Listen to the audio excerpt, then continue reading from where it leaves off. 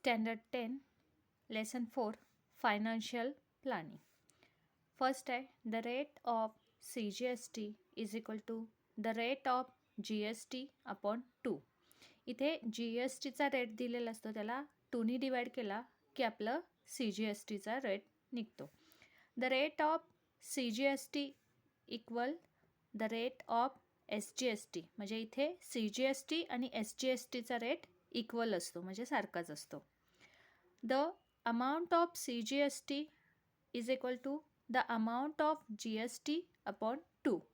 इथे आपण रेटबद्दल बोलत होतो आणि या फॉर्म्युलामध्ये आपण अमाऊंटबद्दल बोलतो आहे. मग इथे CGSTची अमाऊंट काढण्यासाठी आपल्याला GSTच्या अमाऊंटला 2ने डिवाइड केलं की आपली CGSTची अमाऊंट निघते.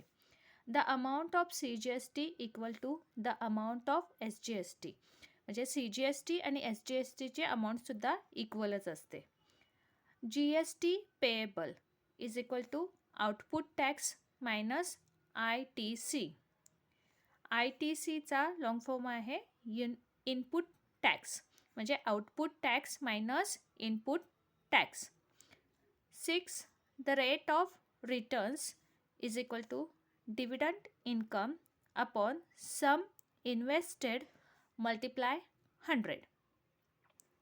7 MV is equal to FV plus premium.